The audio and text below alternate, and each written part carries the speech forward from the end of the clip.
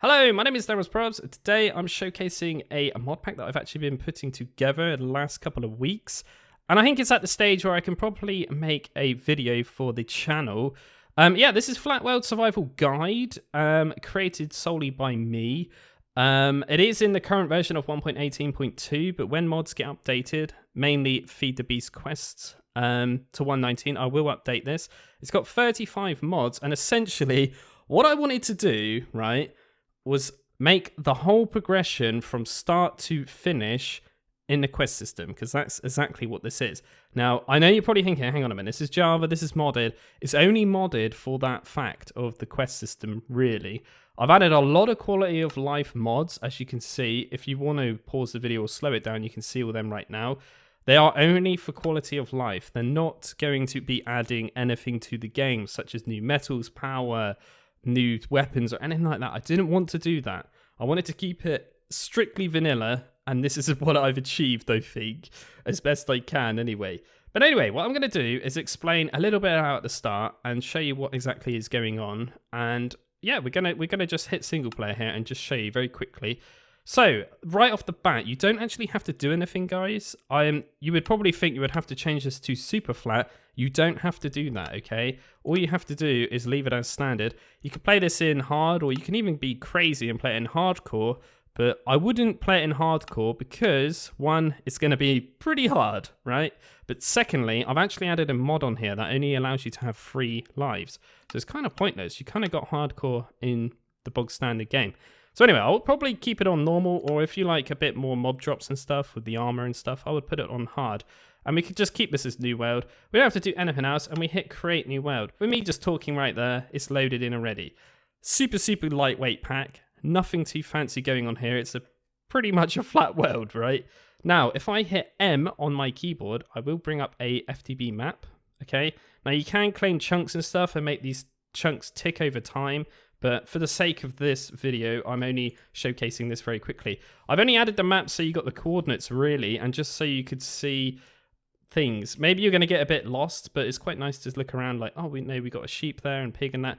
But the main reason for it is probably real likely for the never and the end, right? Because they are pretty standard wild gen, okay? Now, other than that, that's pretty much all there is to show you, apart from if I hold Z, okay, I've set this up by default, I've actually got FTB Ultimine on, which is basically Vein Miner. Now, I know this is a little bit cheaty, but at the starting of this, you literally have your fists, and that's pretty much it. There's no bonus chest or anything like that. So yeah, you kind of need it in a way, because it is quite tedious to just do this, right, over and over and over time. The best bit about this is you can actually make tunnels like this, look. So it's actually really handy. If you hold Z and then shift and scroll with your mouse wheel, you can do different sizes and stuff, and it's quite handy. And the shapeless only work if it's adjacent to the same block. So, for example, if I hold this now, it's only going to work with grass, not the dirt. And this will, vice versa, only work with the dirt. So yeah, that's very, very handy. And obviously, when you hit the map, you can see, okay, this is all good. And honestly, having the map is actually really, really good as well, because obviously you can work out coordinates and stuff.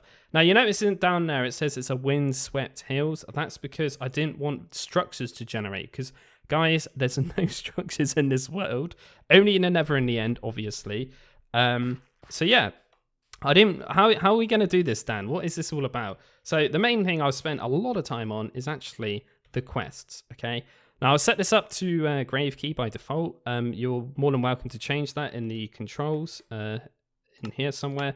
If I go to keybinds and I go here and I type in category and I type in quest, you can see I've set it to the grave key by, like I said, default. So yeah, you're more than welcome to change that. It's entirely up to you, but I just like having quest as grave, Z as the ultimine. That just seems logical to me.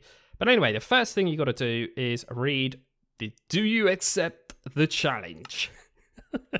Yeah, I spent a lot of time writing these things out, but basically this is just telling you some things, okay? Again, you could pause the video if you really want to read it for yourself, but click me after reading. You will get given a bit of a trolly weak wooden sword, okay? And you probably noticed in there, I've completed the dirt house as well. That was just to gather up 64 pieces of dirt.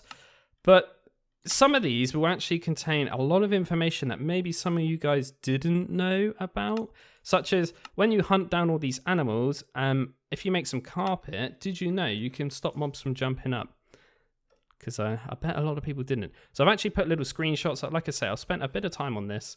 But yeah, this is all divided out into 4 chapters, okay?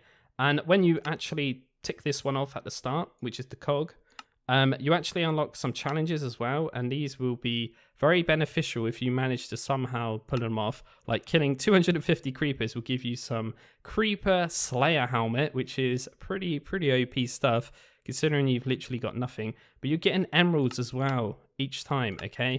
So anytime you do these, like, you're going to get different things. Like this will give you a carrot and a potato if you haven't got them already for killing 100 pigs from zombies. But yeah, you will get yourself a weak wooden hoe. So then, because currently right now we don't actually have any wood, right? So you would have a weak wooden hoe. You could go around and do your crops and stuff.